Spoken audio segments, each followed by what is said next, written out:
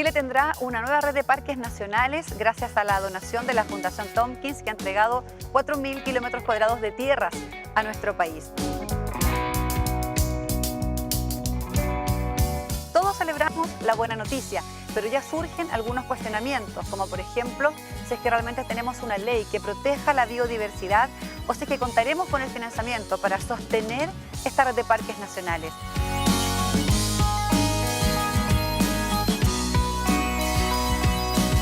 Lo hablamos hoy aquí, en este capítulo.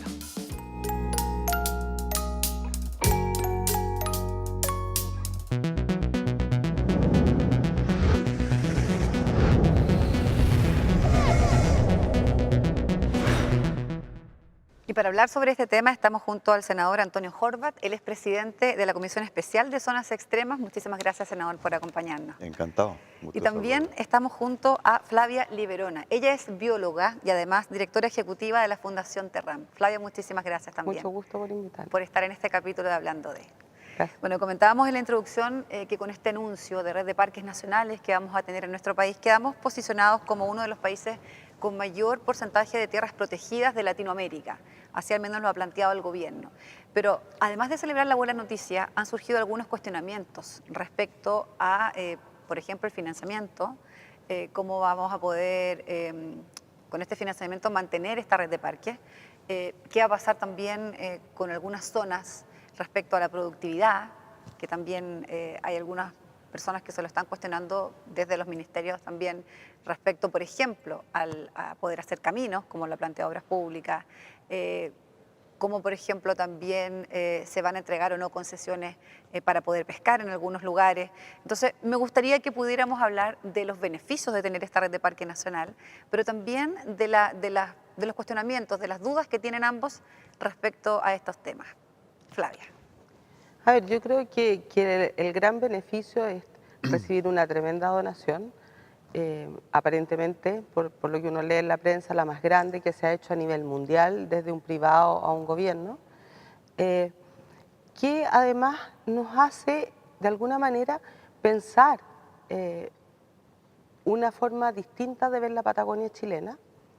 El senador se acordará, pero hace, no sé, 10 años la Patagonia en el imaginario nacional no existía, existía la Argentina. Y poco a poco, con distintas cosas, con distintos trabajos, tanto como la oposición a Hidroaicén, pero con otras cosas como Aysén Reserva de Vida, como todo el desarrollo que ha hecho la región de Aysén, se ha instalado el valor de la Patagonia chilena. Y yo creo que la gran donación, esta donación para hacer una red de parques, le pone más beneficios, digamos, en el sentido de generar un lugar donde se puede desarrollar una economía distinta. Esto yo creo que tiene que ser visto como una donación que permite generar una red de parques que a su vez van a permitir generar un montón de emprendimientos productivos locales, turismo fundamentalmente, todo lo que tiene que ver asociado al turismo, alojamiento, qué sé yo, restaurantes, trekking, y por lo tanto es un tremendo beneficio y hasta donde yo sé, esto ha sido estudiado y valorado junto, digamos, con el proceso de hacer la donación al Estado. Hay estudios que acompañan con números que esto además generaría beneficios económicos para el país y para las regiones. Se habla de 40.000 empleos, que es lo que ha hecho por lo menos el gobierno. Comparte algunos cuestionamientos respecto a, por ejemplo, como algunos que han sido críticos y que han dicho que hubo condiciones para la donación de estas tierras, como por ejemplo que sean parques nacionales, lo que no permite desarrollar actividades productivas propiamente tal al interior de estos terrenos. Yo creo que ahí hay que mirarlo como de dos maneras. O sea, a mí me parece fantástico que haya habido esa exigencia en el sentido de que sea un territorio que no se destruye, que se mantiene un área protegida y que se generan encadenamientos productivos asociados a ella y por lo tanto potencias una forma de economía distinta a nivel de las regiones de los lagos Aysén y Magallanes. Si hubiese sido otra las categorías, probablemente esos territorios quedaban mucho más vulnerables a proyectos como Hidroaicén, proyectos mineros, y por lo tanto era mucho más difícil consolidar también un cambio en el desarrollo económico local. Senador, además de la donación de la Fundación Tompkins, que es la que hemos estado conversando acá, hay también una donación por parte del gobierno. El gobierno ha cedido también tierras fiscales que van a complementar esta gran cantidad de hectáreas y que vamos a poder ver plasmado en algún tiempo más en esta gran red de parques nacionales. ¿Cómo evaluaría usted la propuesta concreta que está desarrollando el gobierno para estos parques? Y también le pregunto lo mismo que a Flavia, ¿comparte algunos cuestionamientos respecto a las condiciones que ha tenido la donación de la Fundación Tompkins? Bueno, yo en primer lugar quisiera decir que es una gran noticia. Para nosotros siempre fue un dato que la mitad de la Patagonia chilena ya era área silvestre protegida, como parque, como reserva, como monumento. Esa figura estaba, pero mucho en el papel, porque las capacidades de CONAF, en el sentido de tener no capacidades de gana, sino que medios, personal, no son suficientes como para que esos enormes parques, por ejemplo, el Bernardo Higgins, que incluye el campo hielo patagónico sur entero, tiene 2 o 3 guardaparques. Esa cuestión es imposible. Estamos hablando de algo sobre 5 millones de hectáreas. Entonces, el que a esto se le agreguen estas donaciones de las fundaciones que dirigió Douglas Tompkins en vivo y que tienen una red muy amplia, desde luego que es algo positivo. Y hay dos maneras de evaluarlo. Uno, una evaluación bien profunda que hizo la Universidad de Chile y que sacó la cifra por los conceptos de agua, biodiversidad, limpieza del aire, captación de anhídrido carbónico. Las áreas silvestres protegidas a Chile le producen un ingreso de al menos 2.000 millones de dólares al año. Y más del 80% de esas áreas están en la Patagonia chilena. La segunda manera de mirarlo es ahora poniéndose en el lugar de los colonos, de la gente que está en Aysén, en Palena, en la región de Magallanes, o quiere irse para allá, porque también los invitamos, espacio queda y bastante, que es muy distinto ser vecino de un parque que ser vecino de una planta minera, de una planta industrial o de una extracción forestal. Obviamente que esa propiedad del vecino de un parque aumenta muchísimo, desde todo punto de vista. Y además el agua que recibe va a estar limpia, el aire va a estar puro, el escenario que va a poder mostrar es una maravilla. Y detrás de esto está el turismo, como dice Flavia, está la recreación, está la ciencia y también está la biodiversidad. Ella es bióloga. La biodiversidad, nosotros recién nos estamos asomando a un mundo de las algas, mundo de la microflora, que tienen propiedades medicinales, propiedades cosméticas, propiedades de tintura, de proyectos de energía. Entonces yo creo que estamos abriéndonos a una alternativa que es súper importante. Y lo digo con mucho conocimiento porque yo me fui allá por mi voluntad el año 74 y me encontré ya con estos megaproyectos que ponen en riesgo la Patagonia. Querían hacer un repositorio nuclear en Gastre, en la Patagonia, del lado argentino, pero ya las aguas pasan del lado oriental hacia el occidental, pasan por nosotros. Y poner ahí un basurero radioactivo era ponerle una lápida a la Patagonia. Entonces que al tiro nos pusimos en contra. En los años 80 pretendieron hacer en el Parque Queulat, que hoy en día es pasado en 100 kilómetros por un camino, ese parque nacional querían hacer un proyecto de extracción de oro y mostraban en los años 80, donde había una crisis económica, Nueva California en Aysén. Y la gente se iba para allá a sacar oro. Habrían hecho pedazo del parque y habría sido el oro más caro de Chile. Bueno, después Alumisa con una planta de aluminio al lado donde procesan los recursos del mar Hidro Aysén, que habría sido otra lápida para la región. Entonces, todos estos megaproyectos que van a seguir surgiendo de alguna manera, van a quedar frenados por un camino austral escénico y que le da acceso a esta red de parques. ¿Y qué pasa con los que no las son, dudas. sí, con los que no son megaproyectos, sino por ejemplo con las concesiones para poder pescar, por ejemplo? Bueno, pero la pesca deportiva siempre se va a poder realizar, y hay áreas que están libres. Nosotros las dudas las tenemos como Comisión de Zonas Extremas planteadas. En primer lugar, en las áreas fiscales que se traspasan al área protegida, hay peticiones de colonos. Allá la gente ganadera se mueve en invierno de los campos bajos a las veranadas en los campos altos, que normalmente son fiscales y no están perfeccionados. Entonces la ministra de Bienes Nacionales, que tiene un compromiso formal con la comisión, va a revisar de que ninguno de estos colonos, y hay unos con nombre y apellido, don Tito Altamirano, por ejemplo, que no quiere un proyecto ganadero, quiere un proyecto ecoturístico al lado de lo que hoy en día fiscal se está traspasando a lo que fue Reserva Melimoyo. Entonces hay casos con nombre y apellido que hay que revisarlos de forma previa. Lo otro que es importantísimo, y en vida con Douglas Tompkins nos fuimos hasta los tribunales, no contra él, sino que contra el gobierno de Ricardo Lago, que le quería declarar santuario de naturaleza desde la Argentina hasta el mar, el Parque Pumalín, y nosotros decíamos, bueno, ¿y por dónde vamos a pasar el camino? Exacto. Porque Bueno, todavía hay algunas dudas de obras públicas respecto al tema. no, pero es que eso ya está resuelto, porque estando Sergio Vitar, que es un colega por el lado de la ingeniería, él siendo ministro de Educación, se sacó del Santuario de la Naturaleza una franja continua de 100 metros de ancho para permitir el camino. Eso nunca ha sido santuario. Por lo tanto, el resto son puras excusas para no hacer el camino.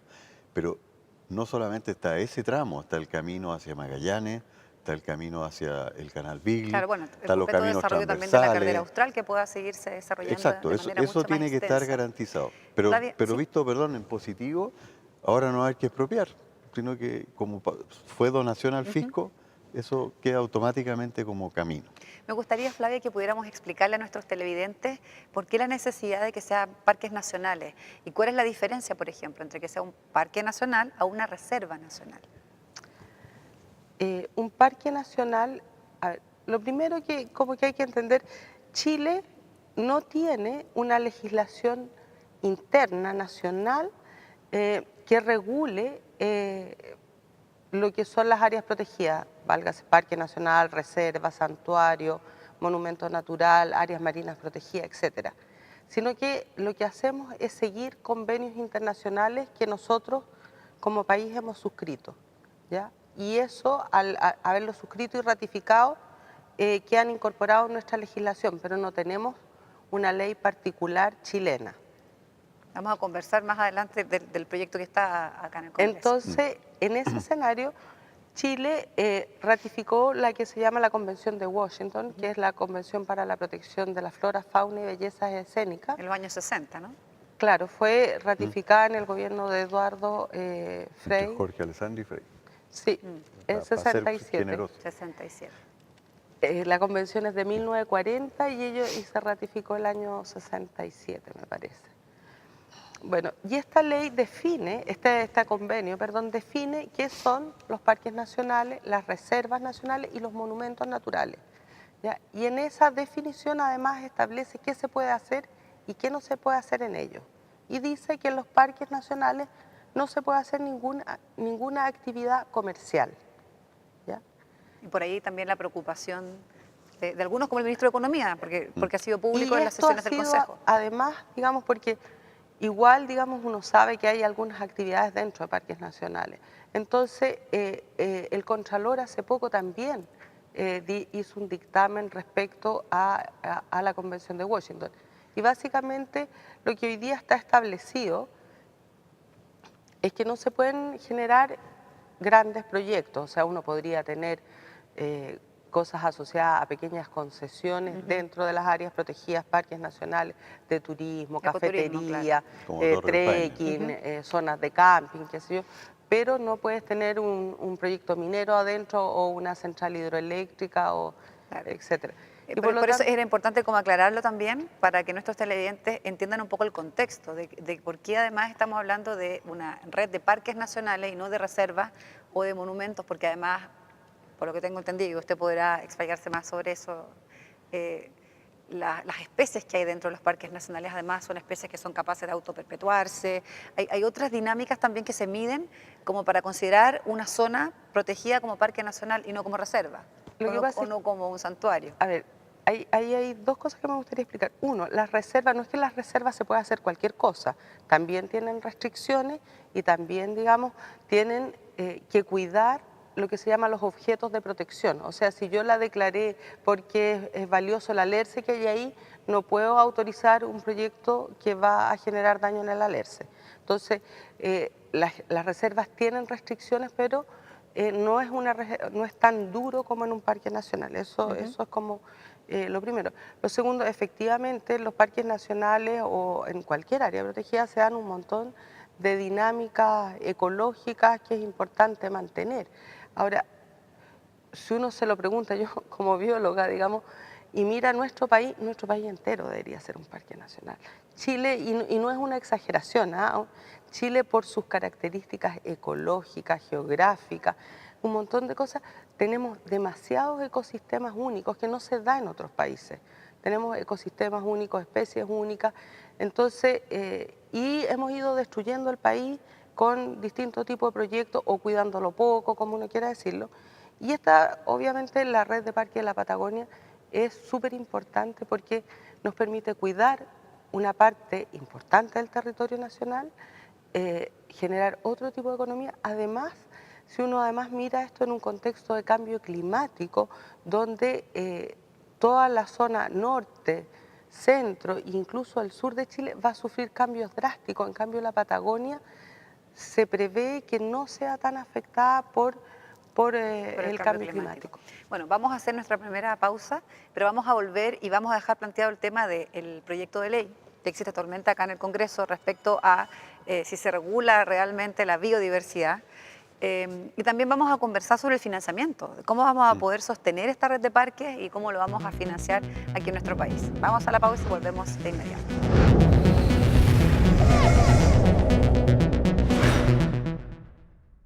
Que las capacidades de CONAF, en el sentido de tener no capacidades de gana, sino que medios, personal, no son suficientes como para que esos enormes parques, por ejemplo, el Bernardo Higgins, que incluye el campo hielo patagónico sur entero, tiene 2 o 3 guardaparques. Esa cuestión es imposible, estamos hablando de algo sobre 5 millones de hectáreas. Probablemente esos territorios quedaban mucho más vulnerables a proyectos como Hidroaicén, proyectos mineros, y por lo tanto era mucho más difícil consolidar también un cambio en el desarrollo económico local.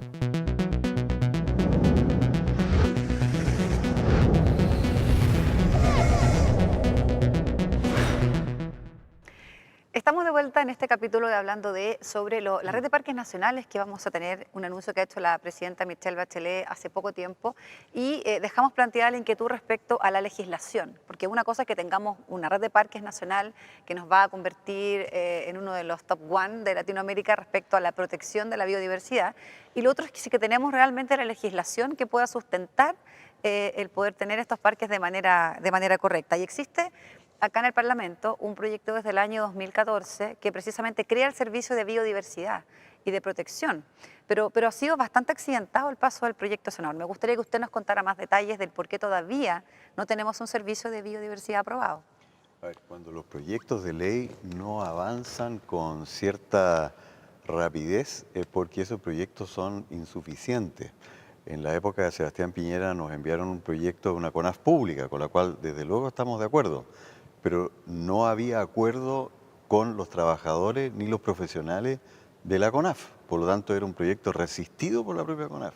Y ese fue un proyecto que nosotros se lo advertimos, que lo iban a poner en votación y lo iban a perder. Y lo hicieron caer. Bueno, no tuvimos CONAF pública, pese a que el Tribunal Constitucional obliga a que haya una CONAF pública para poder avanzar en las leyes de áreas silvestres protegidas, en las leyes de prevención de incendio y combate, etc. Ahora, la ley de biodiversidad, yo no sé si la voté en contra o la voté, digamos, me abstuve, porque es una ley que no protege la biodiversidad, no da los medios para hacerlo, en principio los protegía solo dentro de las áreas protegidas. Bueno, con respecto a eso hemos logrado en el Senado avanzar bastante como para que, como se dice, ex situ, fuera de la área protegida, también se proteja y valore la biodiversidad. Entre medio pasamos a una ley que se llama el derecho real de conservación, que es algo súper importante, que en una propiedad, una persona o los propietarios deciden de que un humedal, una laguna o una vista maravillosa pasa a ser un elemento constituyente de esa propiedad. Y si la persona lo vende o lo hereda, eso sigue protegido en el tiempo. Eso es una reforma que no se había hecho en más de 2000 años en el derecho civil. Entonces, han pasado y han ocurrido cosas entre medio. Ahora, y efectivamente tenemos pendiente... Sí, es lo que yo quería puntualizar, porque no estamos solo hablando la biodiversidad, sino que también la CONAF. Exactamente, bueno, son dos proyectos que, por lo menos el de biodiversidad, fue una promesa de campaña del gobierno. era de hecho una de las medidas que se iban a instaurar dentro de los primeros 100 días de gobierno de la presidenta Michelle Bachelet. Y bueno, se hicieron más de 120 indicaciones. 1.200. 1.200, mire, me está corrigiendo, 1.200 indicaciones. Así es. Volvió al Ejecutivo, regresó al Parlamento y Flavia, su mirada también de este proyecto. Porque claro, tenemos una red de Lo que parques pasa es que linda y gigante, pero no tenemos la las ley que lo pueda indicaciones regular. nuestras las construimos en conjunto con las organizaciones no gubernamentales y equipos técnicos, académicos, en fin. Pero el gobierno de las nuestras indicaciones, ¿cuántas tomó? La nada. Nada. Muy poco. Entonces la ley... Es importante tener el sistema, Claro. tener una ley, tener el servicio, pero hay que tenerlo bien vestido, si no, en el fondo estamos haciendo saludos a la bandera. La idea es sacar una buena ley, pero como este programa es visto por las autoridades también, aprovechamos a pasarle el avisito de que pongan los fondos necesarios y que incluyan nuestras indicaciones. Las principales falencias del proyecto a su juicio, Flavia. A ver, el proyecto hace 3 cosas. Crea un servicio público que no existe en Chile, que es el Servicio de Biodiversidad. Hace una ley de protección de la naturaleza o de la biodiversidad. Chile no tiene una ley específica de protección de la naturaleza y biodiversidad. Y crea un sistema de áreas protegidas públicas, privadas, terrestres y marinas. Ninguna de las 3 cosas las hace bien, ¿ya? Todas tienen deficiencia. Entonces es difícil que un proyecto de ley de esa naturaleza avance. Como bien dice el senador, en 2014 entró el proyecto de ley y los senadores de la Comisión de Medio Ambiente señalaron que el proyecto era malo y le pidieron al Ejecutivo que conformara una comisión técnica, ¿ya? Con ONGs, académicos y asesores de políticos de los senadores, más el equipo del Ministerio de Medio Ambiente. Trabajamos, yo fui parte de esa comisión, trabajamos entre septiembre y diciembre, muchas horas, mucho tiempo, ¿ya?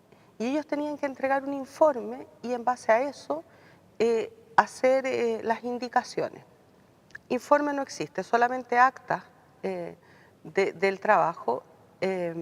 Ahora la biblioteca, la gente de la biblioteca del Congreso generó una suerte de informe y las indicaciones que el Ejecutivo presentó y que en realidad tendrían que haber entrado entre marzo y mayo del 2015, llegaron En 2016. en diciembre del 2016, ¿ya?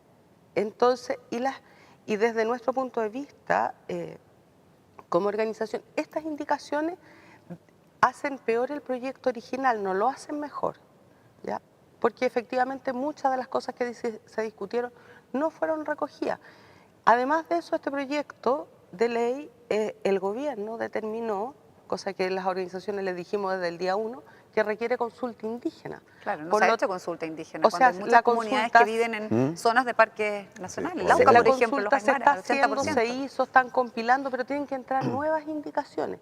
Entonces, en realidad, nuestra percepción es que el proyecto es bastante malo en términos del contenido técnico, pero además ha sido trabajado de mala manera desde el Ejecutivo, porque hay mucho desorden. Entonces, también es muy difícil para las organizaciones, para los académicos interesados, hacer un seguimiento del proyecto de ley donde la información no está pública, porque hoy día no están públicas las indicaciones del gobierno, donde no se sabe cuándo va a entrar la consulta indígena. Nosotros hacemos seguimiento sesión a sesión, venimos a la Comisión de Medio Ambiente del Senado, se saltan artículos porque son artículos que están sometidos a la consulta, en fin. Entonces hay una serie de falencias que yo creo que realmente son bastante insalvables respecto a este proyecto de ley, y yo creo que más bien habría que pensar en cómo hacemos una buena ley de protección de la biodiversidad, un buen sistema de áreas protegidas, una ley de protección de la naturaleza, etcétera, de buena manera, porque en realidad lo que hoy día se está construyendo y se sigue empujando desde el Ejecutivo tiene hartos tropiezos y yo creo que no va a ver la luz. Claro, y tomando en cuenta que en noviembre debería estar el decreto supremo, ¿cierto?, sobre esta donación, están todos estos Claro, y con una trámites entidad que lo legales. pueda administrar. Exacto. Pero voy a nombrar un ejemplo concreto para que las personas digan cuáles son esas falencias. El proyecto del Sistema de la Biodiversidad que nos enviaron, por ejemplo, establecía que por decreto supremo se podía modificar un parque. La Convención de Washington, que es la que rige a nivel internacional, y nosotros somos parte de ella, dice que solamente se puede modificar un parque por ley. Y ley significa que tiene que pasar al Congreso Nacional. Entonces, que nos manden un proyecto que nos cercena una atribución a nosotros y que pretendan modificarlo después por un decreto administrativo, nos pareció impresentable. Entonces un grupo parlamentario de la comisión pedimos, oye, eso por ningún motivo, avancemos, por lo menos demos un paso concreto, y lo hicimos a fines del año pasado como regalo de Navidad, y dijimos, no, esto nosotros lo rechazamos y solamente puede ser modificado por ley, porque tampoco podemos dejar en una condición precaria a las áreas silvestres protegidas por el Estado. Y en paralelo también tenemos que empoderar a la CONAF, que es el gran tema, por eso tenemos Claro citado que sí. al ministro de Hacienda y al ministro de Agricultura, para decirle, bueno, si apenas tenemos los medios para los parques que tenemos, Claro que son ahora le 36. vamos a agregar una cantidad importantísima que nosotros necesitamos que efectivamente tenga los guardaparques con Bueno, y horario eso completo. tiene directa relación con la pregunta que les voy a hacer a ambos, que es el tema del financiamiento. Una de las principales dudas que hay es cómo vamos a poder sostener de buena manera esta red de parques. Y se los pregunto así directamente porque por lo menos el cálculo que se ha hecho por parte del gobierno es que va a haber un presupuesto de 8.000 millones para 10 años, pero los primeros 3 años va a tener que ser solventado por los recursos propios de la CONAF. Ahí entonces donde uno dice, bueno, si los recursos propios de la CONAF vemos que han colapsado con el tema que vivimos ahora con los incendios, con la capacidad que tiene también administrativamente, con la cantidad de personal que hay en los parques nacionales, con la compra de vehículos que se va a tener que hacer, los cercos, la infraestructura, no sé cómo lo visualizan ustedes. Yo desde afuera trato de entenderlo, pero no me hago la figura, Flavia. Mira, efectivamente hay estudios y digamos, toda la carpeta, digamos, que acompaña esta donación, tiene un estudio económico en el que se señala estos 8.000 millones y la forma, digamos, de recaudación. Hoy, para que se entienda, hoy día la CONAF recibe en su partida presupuestaria, en la parte que tiene que ver, porque ella es la encargada de administrar y gestionar las áreas protegidas del Estado, en esa partida recibe un presupuesto, cuando uno mira el presupuesto para esa partida, son 17.000 millones de pesos este año. La mitad de eso se los entrega el Estado y la mitad de eso viene por recaudación propia, a través básicamente de las entradas Claro. y un poquito de las concesiones que hay dentro de las áreas protegidas. El modelo que se usó para la donación de parques es similar. La gran recaudación viene por entrada y eso tiene un sentido. Yo quiero estudiarlo más en profundidad, no he tenido el tiempo, pero el sentido es cuánto recauda Torres del Paine. Claro. ¿Y cuántas Torres del Paine podemos tener en esta red de parques de la Patagonia? Por ahí alguien había hecho el cálculo de que eran 3.500 millones al año, que se venían a Santiago y que se devolvían a la región como 400 millones. Son del orden de 2.500 millones que recauda Torres del Paine, es el parque nacional que más recauda. ¿Ya? Y Sí, es el más visitado. Es el más visitado, ¿Es el más visitado? junto Por con Rapa Nui. Ajá. Pero ese es el punto. La Sí, CONAF entonces- también reclama de que hacen el esfuerzo, atienden a los turistas, además de proteger y estudiar las áreas, generan un ingreso al Estado, pero el Estado, nosotros no podemos oponernos a la ley de presupuesto, pero no le podemos agregar más dinero, no devuelve lo que efectivamente recaudan para poder seguir motivando el sistema. Y eso pasa no solo ahí. Torres del Paine vamos a tener 10 más en la Patagonia, seguro. Además, Entonces tenemos que es un adelantar parque esto. que hemos visto que ha tenido bastante incidente por parte de los propios visitantes. Los Sí, pues. incendios que se han generado ahí también tienen que ver con que a lo mejor tampoco existe la cantidad de personal patrullando y Y todo no esto que solamente tiene que ver con la personal, sino protección. que también los parques tienen que tener accesibilidad, que fue la rosca que tuvimos en su minuto con Douglas Tompkins, él no quería camino, pero resulta que un parque sin camino no tienes cómo controlar o prevenir los incendios, cómo controlar las plagas, cómo estudiarlo, finalmente necesita una zona que esté accesible, la fibra óptica, todos esos elementos hay que tenerlos considerados ya, con anticipación. ¿Hay algún cálculo de cuánto va a costar financiar esta red de parques? ¿Se ha hecho algún cálculo global? O sea, lo que está es esto de los 8.900, creo, millones de pesos para un periodo donde la mayoría de eso viene vía recaudación, digamos, de entrada, haciendo como una proyección de lo que hoy día existe. Yo creo que hay que hacer cálculos más profundos. Nosotros por lo menos vamos a estar trabajando un poco en eso, mirando cómo se puede ayudar, pero adicionalmente Tompkins Conservation, o sea, los que están donando este terreno, están buscando una manera de generar una fundación que aporte justamente para sostener esta red de parques con una infraestructura adecuada, con instalaciones adecuadas, para que no decaiga el nivel con la cantidad de personal suficiente, etcétera.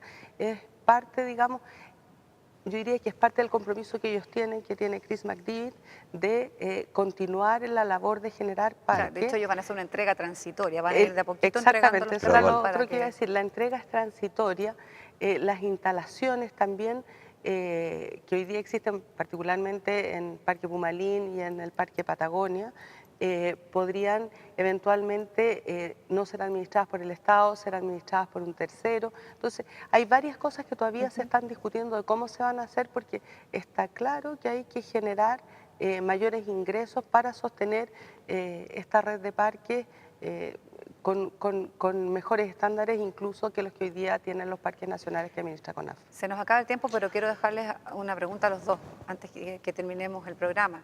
Y es que la presidenta Michelle Bachelet anunció como una muy buena noticia, y todos lo tomamos así, esta nueva red de parques, pero estamos en este momento, nos sentimos capaces de realmente asumir este desafío, estamos preparados desde el financiamiento, desde lo administrativo, desde la ley, porque además en este momento son varias reparticiones públicas las que dirigen este tema de la biodiversidad, no recae solamente en un solo organismo.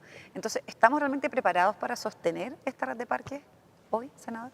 A ver, yo creo que es un gran desafío y tenemos que prepararnos más. Tenemos que resolver el tema de la accesibilidad, las franjas de camino, los derechos de los colonos en proyectos que son sustentables y en financiar esto como corresponde. O sea, el Estado hoy en día está minimizado, no está preparado. Pero yo creo que esto es un presente, no un presente griego, es un presente para el cual hay que acondicionarse. Y el Ministerio de Hacienda, que en algún minuto verá este programa, hay que hacerle ver de que la red de parque actual, sin esta que se está acrecentado, le está significando al país un ingreso de 2.000 millones de dólares. Nosotros tenemos la posibilidad de captar fondos a nivel internacional por lo que es disminuir los gases de efecto invernadero. Hay muchas cosas que hacer en este sentido. Y además las personas que tengan la oportunidad, y los invitamos, que vayan a la Patagonia y vean esto, se van a maravillar de por vida. Esto es un atractivo, un gancho de carácter internacional. Por lo tanto, todo, desde la más humilde mermelada de calafate que se haga allá, hasta la nueva medicina que encontremos en las algas marinas, van a ser producto de esta otra mirada, este otro enfoque para una economía que de veras es sustentable, se hace cargo de la cultura local y no necesita de estos megaproyectos mineros o industriales como para vivir. O hidroeléctrico. Flavio, la visión de Terram. Yo creo que es una tremenda oportunidad. O sea, yo creo que es muy difícil que uno diga el país está preparado para recibir esta donación y para transformar 4 millones de hectáreas en parques nacionales, recibir de regalo 400.000 hectáreas. Es súper difícil en un país como este que eso ocurra. Y por lo tanto, evidentemente que no.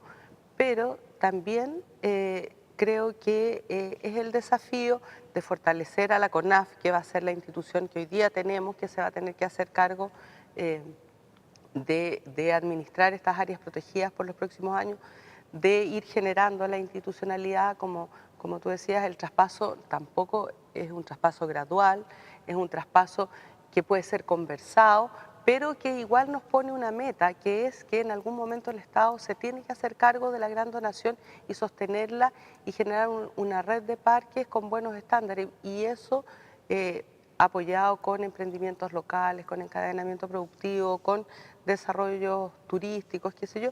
Por lo tanto, yo creo que es un maravilloso desafío que nos ha dejado como legado Douglas Thompson. Un gran regalo para los chilenos. Ahora, la que además, gracia sí que va a tener un camino que lo recorre entero, que es el camino austral de 2.950 kilómetros de Puerto Montt hasta Puerto Williams, y gracias a una ley que estamos pasando nosotros va a ser un camino escénico, es decir, va a estar muy bien armonizado. Qué bueno, nos alegramos porque además, según la CONAF, la principal cantidad de visitantes somos chilenos, no extranjeros, porque realmente podríamos pensar que estos lugares quizás no son tan accesibles en cuanto a los lugares lejanos, no son baratos, pero la mayoría de los visitantes somos chilenos. Sí. Y el 24 de agosto, además, es el Día del Parque Nacional, así que a ver si usted puede preparar en su casa algún viaje para conocer alguno de estos 36 parques nacionales que tenemos en nuestro país. Muchísimas gracias a ambos por venir hablando de... Y a ustedes también los esperamos en una próxima edición aquí en TV Senado. Que estén bien.